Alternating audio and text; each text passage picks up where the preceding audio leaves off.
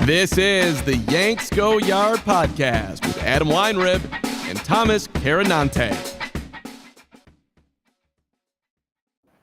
Welcome to the Yanks Go Yard podcast. I am Adam Weinrib, joined today by pinch hitter Peter Dewey. The New York Yankees are 8-2 after playing a first 10 games of their season crafted by Satan himself at Houston, at Arizona, home against Vlad Jr. and the Blue Jays, who always give the Yankees trouble in New York, but for some reason not in Toronto. And guess what? Going pretty well so far. We're on here live 2 o'clock Eastern, just like we are every Monday and every Thursday. You can also find us on all podcast platforms, Apple, Spotify, wherever you do get your podcast. And if you're joining us live at 2 o'clock, don't worry. We will be wrapped up by the time the eclipse passes through New York. Don't stare directly at it without glasses unless you want to have Angel Hernandez's eyesight. Peter, welcome to the show. Angel tried real hard to derail this Yankees series against the Jays with some absolutely bizarre posturing and peacocking behind the plate yesterday, trying to ruin Luis Gil's life. Somehow didn't perceive that the Blue Jays starting pitcher Bowden Francis tripped off the mound and then short-armed a curveball to Gleyber Torres, called that a strike. About as wonky as it gets, especially after that home opener, but the Yankees have won another series, first home series of the year, 3-0 in series, 1 sweep and 2 series wins, and this is the first Yankees home series win over a division rival since September 22nd to 25th, 2022 against the Boston Red Sox. Not last September, but September prior. That is crazy, and it's over. And they did it the hard way, too, dropping the first one, winning the next 2. Looked like I was going to be able to say winning the next 2 handily until the end of game 2. They didn't at all. Not handily by any means. Real tight. But they did take 2 of these. You got to feel pretty good. Oh, yeah, you got to feel great. I mean, this is about as good of a start as you could have asked for, especially knowing Garrett Cole wasn't going to pitch. I think that's if you told me they were going to go 8-2, I would have been sign me up every single time. I mean, to sweep Houston, I think, I've seen the stuff. You can't win the division in April, obviously, or win the AL in April. But I'm not of the school of thought that you can lose it, but you can certainly gain some confidence in it, and it's going to help you down the rest of the season. We've seen, 2 years ago when they got off to that great start, they really floundered in the second half. They played below 500 ball, but they were still able to finish second in the AL because they got off to such a strong start. And, when you're relatively healthy, which for now the Yankees are, you kind of have to win these games at the beginning of the season, because who knows if Aaron Judge goes down for a couple weeks, or if Juan Soto goes down for a couple weeks, what happens to the roster? So, this is a fantastic start. You get 4 against Houston, where maybe now some confidence going forward when you face them, because it just seems like every time we've played them the last, at this point, 10 years, it feels like it's just like it's a nightmare. So that was huge. And I think they saw some guys that we probably didn't expect to step up in some big spots. Santana yesterday came through with a 5-out save. Anthony Volpe's been fantastic to start this season. It's been a different guy kind of every night. Oswaldo Cabrera has been fantastic. Like where it hasn't been where we've seen in previous years where it's like, well, if Aaron Judge plays great, the Yankees are going to win. And if he doesn't, they have no chance. And it's been so many different guys stepping up, and they've won games in different ways. They've had some close games they've been able to hold down. They've won some games that they've kind of pulled away. The pitching has been good some nights. The hitting's been good some nights. It's been a very exciting start to the season, because you're kind of seeing there's a lot of potential here. I think more potential than I thought personally coming into the season. Yeah, they haven't even really been clicking. Stanton did next to nothing until Saturday, and now all of a sudden his numbers look pretty representative. Anthony Rizzo, not quite there yet. Alex Verdugo, there's a little chatter yesterday about how he was unlucky, but in reality, it's mostly soft contact for him. The OPS in the 400s feels about right if you've been watching most of his ABs this year, but even so, Cabrera, guys like Volpe, John Birdie hasn't even really contributed offensively yet, but defensively, he's shown you how valuable he can be. Trent Grisham hasn't gotten much run because they're sticking with a consistent lineup, which is crazy. We'll talk more about the specifics of this past series after I give you a little ad read from DraftKings. It's also important because the run differential is not quite there yet. Right? They're winning a lot of close games, so you're going to have some people say, well, all right, how dominant can they really be, the 8-2 Yankees, plus 9 or plus 10 or whatnot, because they're winning all these one-run games. I would argue that winning these one-run games is still valuable. And like you said, they're banking wins that you can't take away for when the sledding gets a little bit tougher. But Yankee fans, if you believe in this team and you want to bet on them or you want to bet against them, you want to go go a different way with the trends, DraftKings is offering a fantastic sign-up bonus for all new users, not just Yankee fans, though. Like at all apps, it should be restricted to just Yankee fans. What's the point of having non-Yankee fans on any app? New customers can place a $5 first bet on any sport to instantly claim 150 in bonus bets when you sign up with our code YanksGoYard. Best part is you'll receive your rewards even if your first bet loses. Using our code YanksGoYard not only gets you these bonuses, but it also directly supports our podcast. If you've been considering signing up for DraftKings, make sure to use the code YanksGoYard to maximize your first bets. This offer is only available to new customers who are 21 plus and physically present in legal gambling states. Please remember to always gamble responsibly. Check the episode description for the full terms of the offer to see if you qualify. Yanks go ahead and win the second and third game of this series. About as juiced up as I've ever been for a home opener, especially with Juan Soto and Marcus Stroman on the mound, making sure that everybody in the building brought the energy. It felt like they couldn't be starting on a better foot. I am usually pessimistic, not optimistic, and I was pounding the win button that day. And then lo and behold, not only do they lose, they get shut out 3-0. It's the first home opener shutout for the Yankees since 1967. And plenty of bad offenses the last couple of years, last 15 years or so. Shocking that they haven't managed to accomplish that. I remember one home opener where Dellin Betances threw a bunt away. I was surprised that wasn't a shutout loss. But apparently this is the worst home opener in 50 years. So that was great. But they shook it off, recovered nicely. Vlad Jr., the story on Saturday, shushes everybody in the crowd when he hits a solo home run to bring the game from 9-2 to 9-3. And then bunch of Blue Jays fans jump out of the woodwork and say it's a celebration, find a new slam. Would you be mad if Juan Soto did this or somebody else? We don't need to be having that conversation. But in the blink of an eye, while people are trying to, smack Blue Jays fans away, all of a sudden the stupid game is 9-8. We don't even really get to have this discourse. That's a shame because I hate missing out on some good old discourse. But they win a nail biter on Saturday, and we all hopefully forget about the shushing, although we're going to bring it back up and laugh about it now in retrospect. And then yesterday's game, take a 6-1, or I guess 5-1 is the largest lead they had before Toronto started chipping away. You take that 5-1 lead with no bullpen remaining because Jonathan LeLoaisa down for the year. Ian Hamilton goes excessively on Saturday night. Clay Holmes comes in and bails him out a little bit. I'm sure they would have gone to Holmes if they had to, but luckily they didn't. And you wonder how they're going to piece that game together when they're going to Jake Cousins in the fifth inning. Somehow they managed to, and it doesn't even really get that sweaty after Oswaldo Cabrera's error. So we'll break this down similarly to the way we did the Houston and Arizona series. But generalized thoughts, Peter, before we get too far into it, things you liked to see. I guess we'll talk about the sweaty moments, but I think most of those came on Saturday because even the Friday game was relatively low tension. He just didn't put guys on base or take good swings. Yeah, I think one of the things I was just most excited about was you mentioned it earlier in the pod, was Stanton getting going over the weekend. Yeah. He had gotten off to a brutal start, and then to see him hit that grand slam yesterday, that was like vintage moonshot Stanton, where it was like, okay, maybe this is something that kind of gets his confidence going, gets him rolling.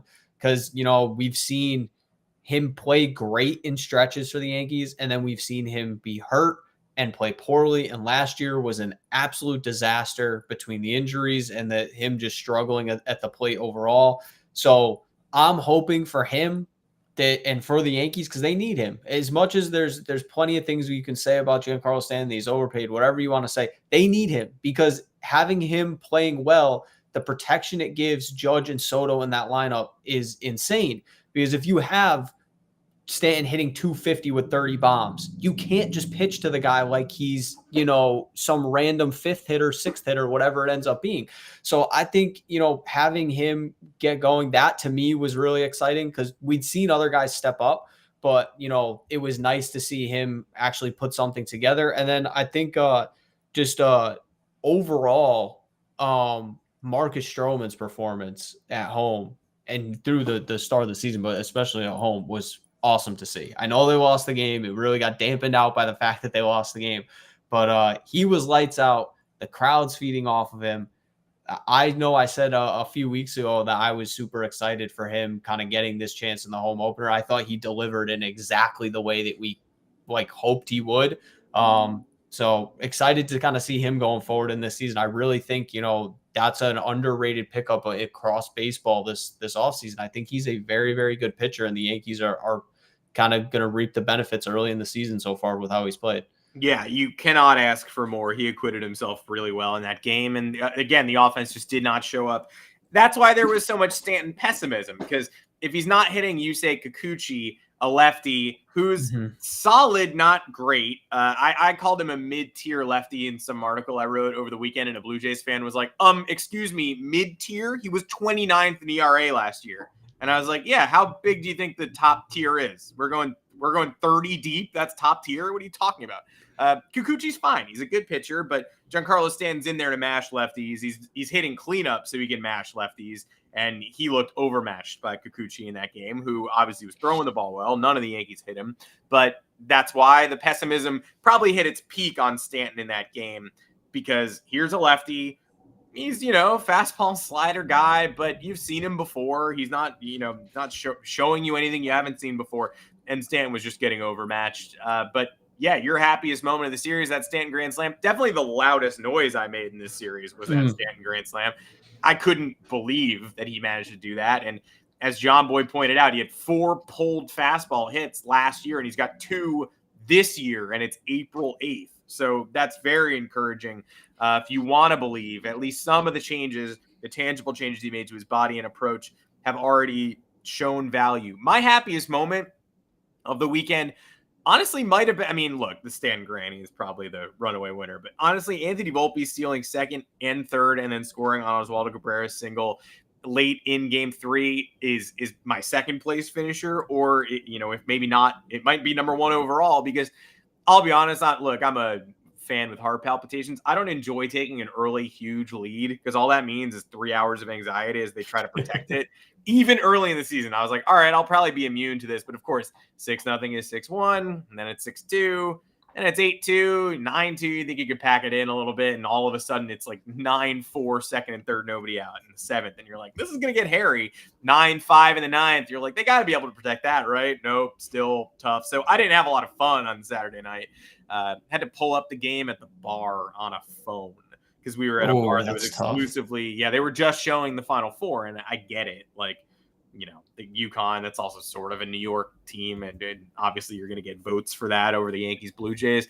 But yeah, it's like, I think we put it on the phone when Davis Schneider doubled in the 9th, and suddenly it's second and third. The tying runs are coming up with 1 out. You're like, this is dirt. This just isn't what I asked for. It's like 10:15. I should be enjoying a Guinness. I shouldn't be already thinking about Clay Holmes and slider command. So I had very little fun there. I'm glad they won, but most of the fun was Sunday, especially after they'd already secured 1 game in the series. And Volpe just a completely different hitter at this point in time compared to what he was last year, when I don't think I was in the minority of people who said, I'm shocked that he ended this season with 20 homers, 20 steals, because that's something you could put on your mantle, something that deserves recognition for rookie season. It's not easy to do that.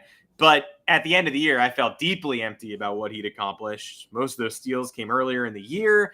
Selling out for power, he had a big power surge in the mid-summer, and that's fantastic. But a lot of swing and miss, a lot of empty games, a lot of empty box scores. By the end of the year, when the Yankees were flatlined and almost out of the playoffs, I would check the box score just to be like, did Volpe get it? I'd be out for 7 innings, and I'd be like, all right, they're losing 4-1. Not shocking, but has Volpe done anything? Nope, 0-for-3 with 2 Ks. It would just be repeated checks of these empty box scores, and it has you thinking like, okay, I know there's an adjustment period, but it's the end of year 1, and we're still seeing a guy who doesn't look anything like what he looked like in the minor leagues. This is another development failure in getting over the hump from Double-A to the bigs, because he barely played at Triple-A, and all of a sudden this year, the work that he did this offseason looks like a completely different guy. It looks like the guy that prospect experts and minor league fans alike told us was coming, that I didn't see last year for more than a couple of weeks at a time. So we're only 10 games in. He's not going to hit 400 this year, but the effort, the ability to just continue slapping balls into right field when you give him that hole, and then to take second and take third, using all his tools. I'm energized every time I see him do anything. And Austin Wells, another guy who hasn't found it yet. Verdugo has not found it yet. You're going to need those contributions from the bottom of the lineup at some point, and it's been Cabrera and Volpe not just contributing, but as arguably the team's two best hitters, even eclipsing Juan Soto's hot start to begin the year. So that was the moment I enjoyed the most. Yeah, I love that. I mean, Volpe's been fantastic, and he's a guy that I think you hit the nail on the head. Like you almost, I don't want to say he has to play well this season, but like if he has another season where it's like, then you start to get really concerned about maybe this guy isn't what we thought he was. So I'm excited that I don't want to have those conversations. You know what I mean? I don't want to have to think about that. So it's been great to see him playing well to start the season. He's 5. I mean, he was 5 for 11 in the series. Mm-hmm. Like, I mean, that's fantastic. That's about all you can ask. He stole a couple bags. Like, I mean, about all you can ask over 3 games. Yes. Well, let's get into the worst moments of the weekend, just because we got to, because it's a Yankees podcast. I mean, every fan base is self-loathing, by the way. Like, I got these Red Sox fans self-loathing on Twitter, and I always want to tell them to shut up. And, we're 7-3. How are little old us 7-3? We just threatened to boycott. You know, like, this happens to you every couple of years, like clockwork. And I always want to tell them to shut up. And then I remember that we're the New York Yankees, and I still look at all these games waiting for things to go wrong. So it's fandom. Like, I don't want to watch Red Sox fans doing it, but I get why they do it. And here we are. I mean, 9-2. Vlad leads off the 7th with a home run. I don't care. I'm not thinking about that at all. I get on the path train, and it's 10 minutes goes by, and they still don't have an out. Like, and that's when my sensor goes up. Like, you got to be kidding me, because I trust the bullpen. I trust Hamilton and Holmes, but I don't really know how to get there at this point, and they barely do. And I'm anxious. They get out of that inning, and it's 9-5 going to the 9th. And I get alerts on my watch. Like, I get Twitter notifications for scoring plays, and I have Talking Yanks sent to my phone. And I walk into the bar, and the last one I get is Gleyber Torres legs out a double, which is the bottom of the 8th. And probably 20 minutes go by, and I'm like, why haven't I gotten another notification? Like, we should be pretty close to the end of this game. And I check my phone and notice that there are no outs in the 9th. And that's when I'm kind of like, all right, this is real now? I have to, like, it reminded me of the Clay Holmes game in Miami last year, when the season was pretty much over already, but then you're like, at least we'll win this Sunday game. And then it's 7-1 to 7-2, 7-2 to 7-3. I won't check for a little while. We don't have any outs in the 9th inning, and they're actually going to blow this game and, like, blow it pretty quickly. It felt that way, especially with George Springer coming up as the lead run at the end of this game. So I think Kevin Biggio is maybe the Blue Jays MVP in this series too. Couldn't get him out. Course extends that game. Ernie Clement, another guy I never want to hear from again. David Schneider, don't want to hear that name. I'm sure I will. So I think the Springer at bat specifically was just I can't believe we're really in this situation, and I have to be this invested in this game. But what was that moment for you? Yeah, I just think it was the entire 9th inning. It just felt they're up 9-5, and you're kind of just like, all right, there's no way that this game gets close. Like, it was 9-2, and then got to 9. I was like, all right, come on. Like, I was like, we're good. They got what they were gonna get. Yeah. And then that entire 9th inning was just like pulling teeth, because all I'm thinking about is like, this would be such a horrible way after you played so great on the road to come home and you get shut out in the home opener, and then you blow a huge lead the next time. I was like, this is a nightmare. Like, this can't happen. But I mean, they got out of it, so it was fine. It was a scenario where I was in the same boat. I was watching the final. I chalked up a Yankees win. I was like, we're good. I was like, I don't have to sit here and sweat out every pitch. There's no way they blow this game, and they almost did, but they didn't. So I'll take that. But every time one of these happens, it's Yankees fans are so spoiled, and I put myself obviously in that group. Is like, I just think back to like my entire childhood growing up. It was like, we're up in the 9th inning, the game's over, nobody gets a hit off of Mariano Rivera. And like, now it's like we're so far removed from that. I'm like, God, I hate that this is a sweat so much more than it ever was when I was a kid. it's crazy because when I was a kid, you like don't even realize as much about like, and now I'm like, I'm so much more invested in understanding so much more than I was when I was 10 years old. That I'm like, this is a nightmare. Like, can we just go back to when the ninth inning was automatic? Like, that was great. Those were good times. But yeah, that was a sweat. This Springer coming up, it would have been just the most typical way for the Yankees to lose a game if he had gotten a big hit there. But hey, we'll take it the way it ended. Yeah, I mean, he actually went down pretty harmlessly, and so it was kind of like, oh, that's pretty weird to see. It does make you feel like the vibes change. No, there's nothing I hate more than, and we almost got 2 of them in a week, and we didn't get any of them in a week, which is great. I mean, blowing big leads, my number one, hurts me. It's like an arrow to the heart in any sport. Mm-hmm. Like, coming up, I think we just passed the 2-year anniversary of North Carolina basketball being up 15 at halftime in the championship game, and me going, man, I would love to just sim through the second half. It'd be great to just win without really thinking about it. And then like 2 minutes into the second half, the lead is 4, and you're like, oh, okay. I mean, at least they blew that instantaneously. So I do remember being like, all right, can we just, like, the halftime show felt like it was taking forever. I was like, could we just go? Could we just go? And then like 12-1 run in 2 minutes and 20 seconds. I was like, oh, okay, so they don't even have a lead anymore. Great. But whenever the Yankees are nursing a big lead for 2 hours, 45 minutes, it's interminable. So I hate that, but I mean, this happens to everybody. We're just describing baseball, but I hate when an error factors in significantly to a blown lead or a tight game. And we had Volpe in extra innings in Arizona. The game was over until it wasn't. We had Oswaldo Cabrera yesterday, first and second, 1 out. Good job, Nick Birdie, inducing a grounder, and he just drops it. So from that moment, you're like, Vlad Jr. is up with the bases loaded with a chance to take the lead with a grand slam. So, I mean, somehow none of these things actually transpired, but you did have sweaty moments last weekend, this weekend. This 9-2 game becomes 9-8, and Cabrera sets him up for sort of a disastrous frame there. And, the middle relievers who they're testing out don't exactly have the best command and control right now. So it was not shocking that there were guys on base, but you want to do all you can to prevent it. And that error really hurt. But Saturday's game still takes the cake. Does not get more nerve-wracking than that. Shouldn't have been, but absolutely was. And it was. I didn't want to alienate everybody at the bar by putting the Yankees game on the Yes app on a tiny phone and crowd a bar stool. But unfortunately, I had to do that. Let's talk about a moment we might have missed or that might have gotten lost in the shuffle this weekend. I'm going to give credit to Dennis Santana here, who I'm not going to go crazy and say, I've seen enough. Yankees have done it again. Dennis Santana, career journeyman and former Met, former Dodger, is it. He's the solution.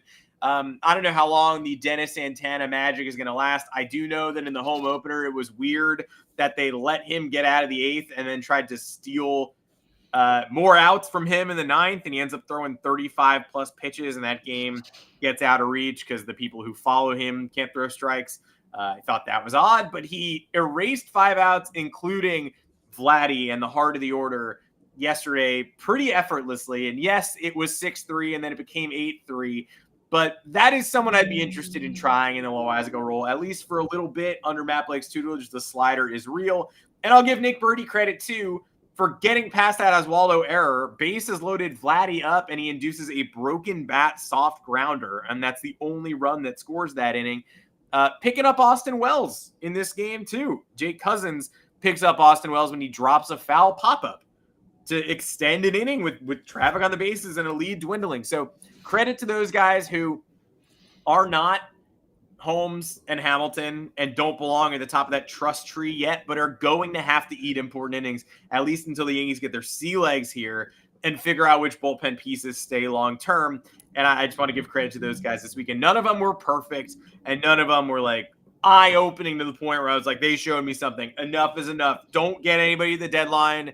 I'm a Jake Cousins guy. Not a single one of them was that good, but all of them did their job, and so I want to tip my cap to those guys. Yeah, I like that. I think it's kind of goes to, they're going to have to really piece things together for probably a while here, if we're being honest, before any kind of deal is. So, anything we can get from any of those guys, it's a positive. They will take that all day. Because I honestly, when they went to Santana yesterday, I was like, there's no way he's pitching the 9th too. And then obviously it worked out. So I think it's a definitely a positive takeaway for me. I think the moment, I wouldn't say it's just a moment we might have missed. We alluded to it earlier. I just think Volpe's series, I thought he played fantastic. He was 5 for 11. He stole 3 bags. Like, I just think right now he may not be hitting, like last year, it felt like when you heard the Anthony Volpe, it was like, oh, he hit a home run today. Now it's like, no, he's getting 2 hits and he stole a bag and he scored a run. And like, I will take that. He doesn't have to hit home like 30 home runs. Like, just be on base, because I think the thing for him, it's been great that he's hitting over 400 now. It's like, he's most dangerous when he's on first base. Get him on first base, get the run game going. Like, it doesn't have to be, you're hitting home runs all the time. And I feel like that's like an old take with the way baseball is going now. But like, you need that guy on base and creating havoc. It's going to get pitchers out of their rhythm. It's going to help the other guys in the order. And I think, for him too, just confidence wise, early on in the season, this is huge to have him get off to such a hot start. Him and Cabrera, both those guys getting off to a hot start, I think is just big for the Yankees. And it's another reason why, maybe they don't need DJ LeMahieu right now. Maybe it's we take our sweet time bringing him back because we got the young guys rolling. I think at the end of the day, like, if the Yankees are going to go anywhere, like some of these young guys between Wells, Cabrera, Volpe, like, they're going to have to make a leap. Like, you look at all the young guys that they had when they went into the half year, 1 year rebuild. And it's like, Glaber's really the only one remaining in there. And he was by far the best. And Glaber, I've been very pro Glaber the last few years. He's been fantastic. I thought last year and the year before he played great. And so it's like, you need somebody else out of these guys to be the next Gleyber Torres. Somebody has to come in and be able to be an everyday guy. They don't have to be an all-star, but they have to be a guy where you're like, we can count on this guy every day. He's going to hit 275, might hit 20 home runs, going to play good enough defense, although Gleyber doesn't always do that. But like, give me something out of one of these young guys. And I think, both Volpe and Cabrera getting off to a hot start, like, hopefully the Yankees stick with them too. We've seen them give up on way too many young guys in the past. We need these young guys to play well so they don't do that. Jason Dominguez will be back too. Like, that's another guy who it could make a further leap, but it's hard to leap from where he was last year. But I guess he's going to take his time as well, as long as things work out. To maybe start your rehab at AAA. You could use the reps, and if this team is still rolling, I think we're fine with that. It's another one of those things that felt like a death knell last year. That surgery and the Garrett Cole, no surgery yet. He's rehabbing and starting to throw a little bit apparently. But those two things are two pieces of news that were seismic when you heard it. It felt like a hit by 1,000-pound weight, and all of a sudden the Yankees are 8-2, and now I'm struggling to think. I'm like, oh yeah, right. Garrett Cole has to rehab. Like, I forgot he was even a part of the rotation. It's crazy how fast the baseball season moves, considering it's so damn long. And that's why people have to enjoy these stretches where they're 8-2 and where they're getting bounces and breaks. Like, they played great in Houston. How many 4-game series in Houston do you sweep even if you play great? Like 2 out of 100? Like, that's ridiculous. And I guess the Astros are 3-7 right now, and 2 of their wins have been Ronel Blanco, their 5th starter, and he threw a no-hitter and then started last night's game against the Rangers with 6+ no-hit innings. I think he got to 15 1/3 no-hit innings before he gave up a hit. Baseball's absurd, and that's an awful start for a Houston team that we all know is better than that. But that's why the Yankees did not bury them, like you said. What did they accomplish? Technically, they already got home field advantage over Houston in a playoff series if they happen to play one another, because they've taken the season series. If they have the same record at the end of the year, the Yankees win the tiebreaker. So that's nuts. You have to have the same record as them or better than them to maintain that. But that's crazy. They already have the tiebreaker. Yeah. But yeah, they didn't bury Houston. Houston's not going away. They are not going to finish the season 146-16, but 8-2. We're now 1/16 of the way through the season. Feels great to be there, and they've banked wins that nobody can take away.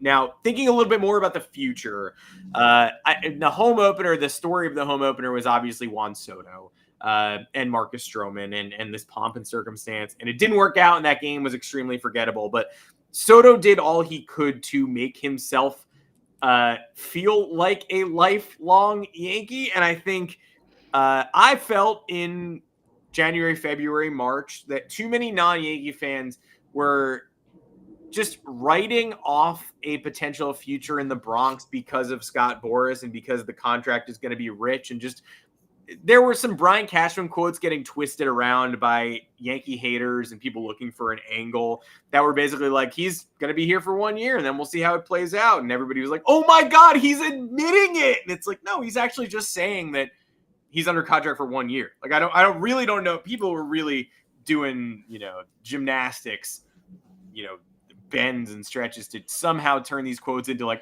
Yankees are doomed. And it wasn't just Mets fans. It was people across the country doing like, oh my God, Brian Cashman is so stupid. He traded for Juan Soto for only a year, as if like it's not good to have 1 year Juan Soto anyway. You win a World Series, nobody's going to care. Could win the World, absolutely could win the World Series too, based on what we've already seen. But who knows? Again, I don't know. I think you give yourself a better chance to win the World Series by acquiring Juan Soto. That's the dumbest thing too.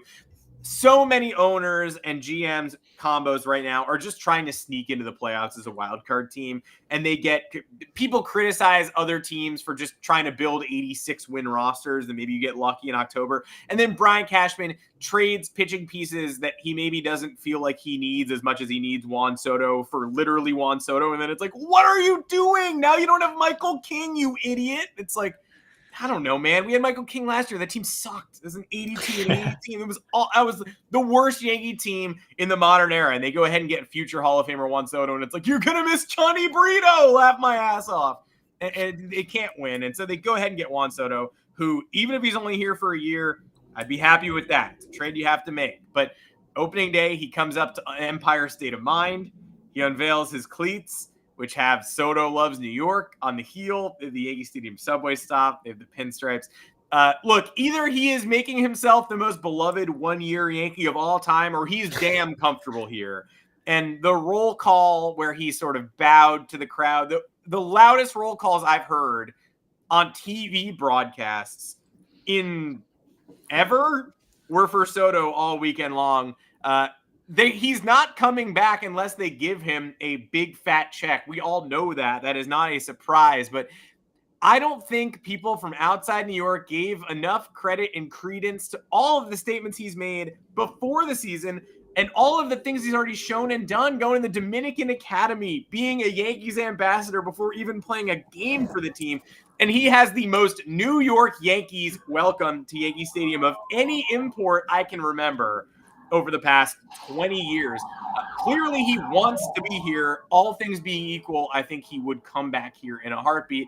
All things being slightly unequal, I think he would too. But I'd love to know your thoughts on the start of the Soto experience with the Yankees. I'm not guaranteeing he's a Yankee long-term, but a lot of people are guaranteeing he won't be. And I'd like them to actually open their eyes and look at the evidence presented so far. Yeah, I mean, we can sit here and say, the money and whatever, but like if the Yankees pony up the money, like why, and they have a good season this year with him on the team, why wouldn't he come back? Like, I don't like, what is the allure? Like the Mets may offer more money. What is the allure if the Mets stink this year? Why is he going to go? The Yankees just clearly don't intend for him to leave. I've read so much discourse. Yeah. That's the other thing. It's not like they basically made this trade and like, well, we're not going to pay him this all. Like they haven't said anything like that.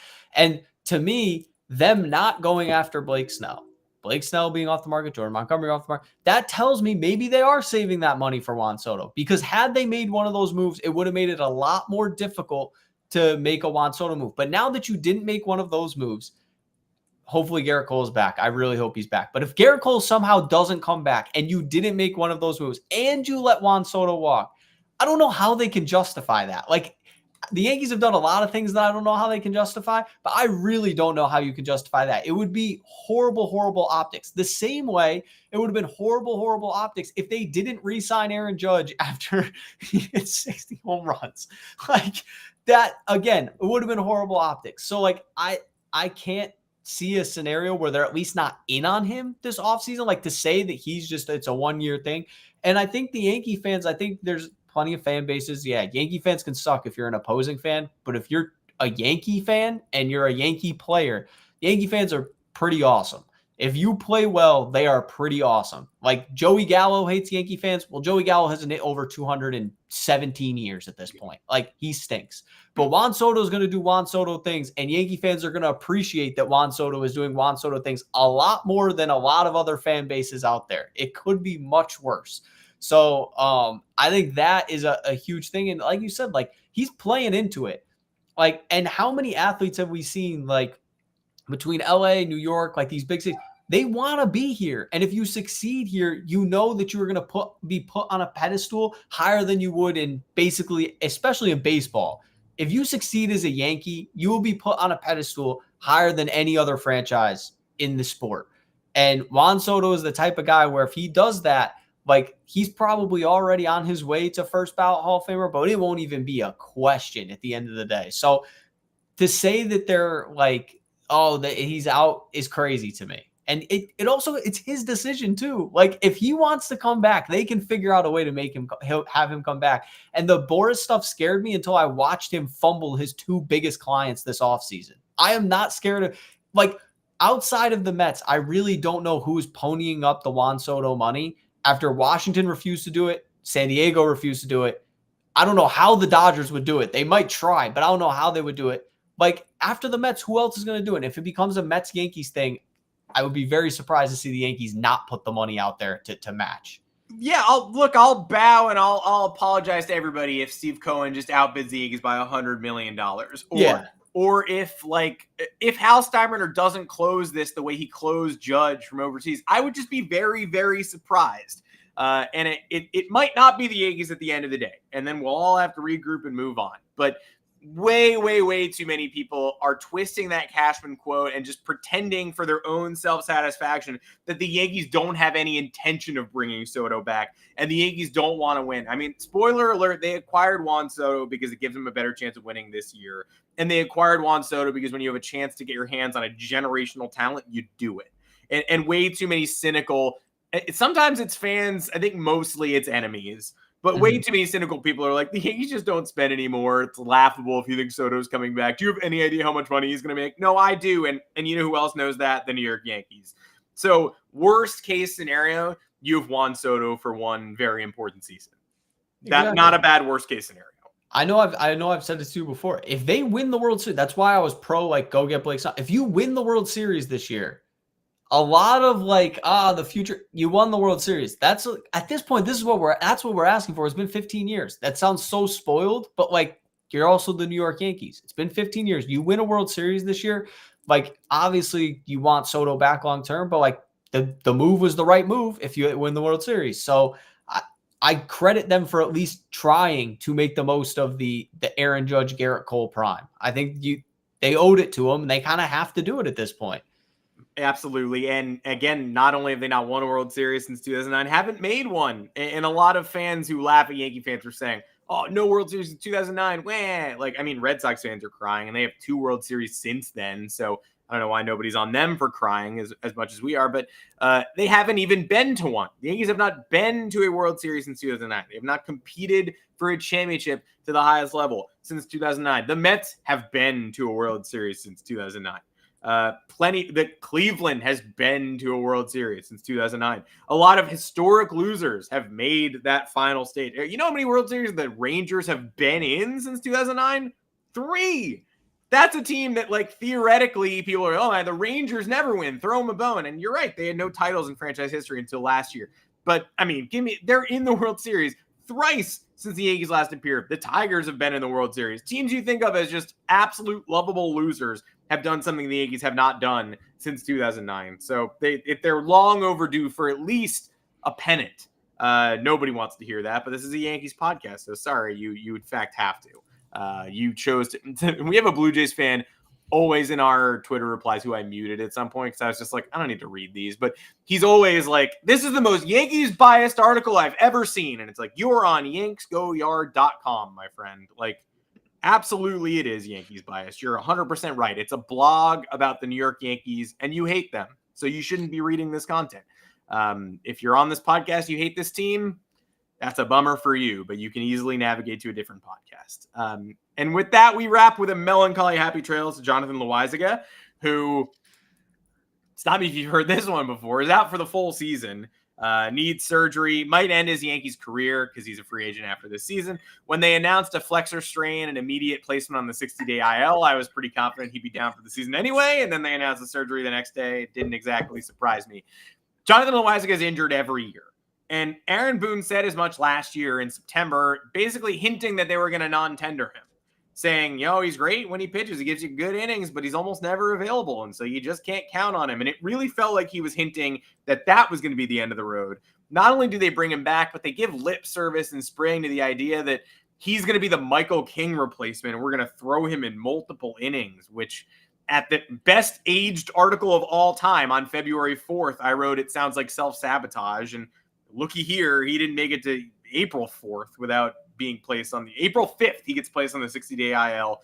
They didn't even really stretch him out during the regular season. He didn't really get stretched out during spring training either, during which he was abysmal. He allowed at least one run in every appearance this spring. Great when he's healthy. If he's on your roster, you better have a backup plan. Can't rely on him, and couldn't rely on him this year. They're losing a significant piece of the bullpen puzzle, but I have faith that they're going to be able to replicate him at some point. But that said, it does make the bullpen probably a bigger need at the trade deadline than it was before he goes down. But for everyone who's followed this team, you can't have approached this trade deadline like you trusted him to make it through the season anyway. So you should have prioritized the bullpen, and now you're probably just going to have to do it more plainly. Yeah, I have two thoughts on this. One, obviously, we know it's the Garrett Cole scenario. What is Garrett Cole's status? The other thing is we have the classic Cashman, Scott Effross, baby. Scott Effross is back this summer. That's the trade deadline addition, which, I mean, don't get me wrong. I would love to have Scott Effross back, but that's a guy who hasn't pitched in over a year. Who knows what we'll get if he does come back. God only knows if he's coming back. So that I could also see as them spinning it off like that. All things considered, if Cole comes back and he's healthy, I'd assume that pushes Luis Heel to the pen, which I think is a great arm to have in the pen.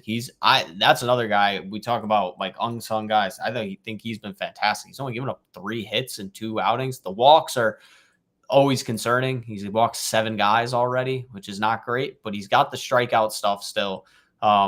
Coming off of Tommy John, that's about all you can really ask for from a young kid. So I'm happy to see him doing well. But that's a guy who obviously he could be a multiple innings guy and really have that wipeout stuff where he just can be a shutdown pitcher for you. But again, you can't bank on that until you know for sure that Cole is back and he's himself. But I'm always a proponent of adding an arm at the deadline, especially with the way the Yankees manage games and Aaron Boone manages games. He has a generally quick hook with almost every starter outside of Cole. And when he's tried to have a quick hook with Cole, Cole has to yell at him for him to not take him out of the game. So I just think when you do that and then you're going into, hopefully you're making the playoffs, you kind of have to have the extra arms. Otherwise, we're going to see, we've seen in previous years, where the same guys are pitching 3, 4, 5 games in a series, and eventually they're not going to be lights out every single time. We saw it happen to Chad Green, who was fantastic during his Yankees tenure. We've seen it happen to plenty of guys. And so eventually, the more arms you have that you can trust, the better. Right now, we mentioned it earlier in the show, there's a few guys that they pitched well, and maybe this will be a guy you can trust. But right now, you probably have 2 in the pen that you are really hey, Hamilton and Holmes. And then after that, it's I really don't know anybody else that I can just be I really want that guy in this spot. So that's concerning. So I think if you get to the deadline, even if Cole doesn't come back and Heel is your 5th starter for the rest of the year, maybe you're still adding one of each. Maybe you add a starter and you add a reliever. But I think the bullpen, just with the way the Yankees, it's years now at this point, have managed the way they go about starting pitching when you have young starting pitching. You need guys that you can rely on to pitch in the 6th, 7th, 8th inning. It's not going to just be, we just need a bridge to Clay Holmes. You need a tunnel to Clay Holmes. You need 50 people to get there. So I think that it has to be something they consider. And it also has to be something they consider how much they're willing to give up. They gave up a ton for Effross because he was under team control for multiple years. And it's kind of backfired because he hasn't been able to pitch for any of those multiple years.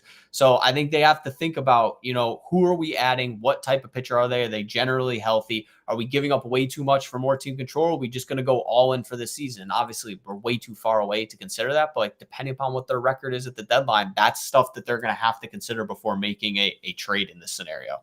100%. And if I'm removing someone from the rotation, objectively, without thinking about future fits, it's going to be Nestor at this point in time. But when I'm thinking about prioritizing the bullpen itself, I would rather go to Luis Gil in a close game than Nestor Cortez, as long as he can get that control under control a little bit, because the stuff just is going to play up in the bullpen. 100 effortlessly already plays up pretty well in the rotation. So I can only imagine how disgusting Luis Gil would be in the bullpen. I don't want to put him there undeserved, but if he's approaching an innings cap and Cole is healthy and the Yankees did get a deadline starter, then I'm totally game with strengthening the bullpen that way.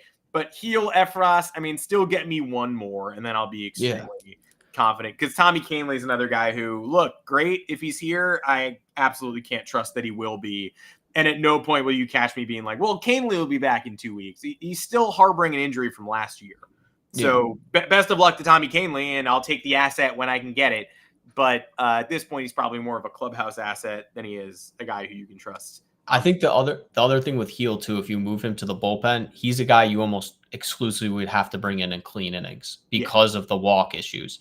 So that's something you have to consider too. Is you need to get out of a jam. You can't go to Luis Gil because he might just walk the first two guys.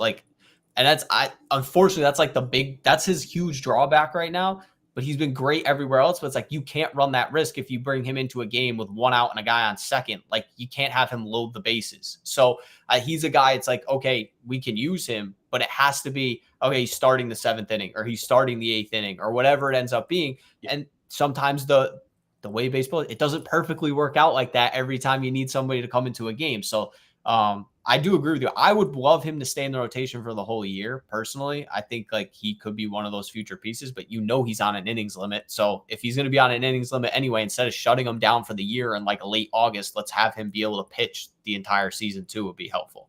And if they're in a position to go to the playoffs and prepare for the postseason, then I would like to see him in the bullpen in August and September. Yes, that's a good point. At some point, because he is probably not getting a playoff start. Man, who knows? I don't know. He's been great so far. Yeah, you never know. You never know, but you're going to, in the playoffs get weird. Guys throw 3 innings. A guy comes in after that guy and throws 3 more innings. You're going to have funky stuff. It'd be nice to see him get his head right. He already got a talking to yesterday when the management was like, hey, don't show up Angel Hernandez. He's an absolute lunatic. He's going to make your life hell. So hopefully he learns lessons as the season goes on, and they have some ground to play with in August and September. It would be nice. We don't know. We don't know how the season's going to turn out at all. But if they do need to prepare for October, they're probably going to have to start in August and September instead of waiting until the very last minute and then just saying, hey, you're in the bullpen now. Because like you said, that control and command is going to dog him his whole career, probably. He's not just going to turn into a strike throwing machine. You can improve, but you never just shake it entirely. So we'll see what happens. Well, let's all go stare at the sun. Shout out to everybody who joined us on this show live again, 2:00 Eastern, every Monday, every Thursday. Adam Weinrib, you can find me on Twitter at Adam Weinrib. You can find us on all podcast platforms. And Peter, thanks for joining. Peter Dewey, where can everybody find you? Yeah, you can find me on Twitter at Peter Dewey too. And you can find my stuff, most of my main written content on BetSided, fansided.com/BetSided. And I'm a occasional guest here on the Yankees Go Yard podcast. Adam always is great having me on. So excited whenever I get the opportunity. It's a fun time. It's a good time. And the show is more fun when the Yankees are 8-2, although the listeners might disagree because they do like when we go nuts, but I would much rather be winning baseball games and stressing a little bit less. So always a joy to have you on. Thanks for joining me as always, Peter. We'll be right back here. Thomas Carinazzi will be back on Thursday. Until then, we'll see you.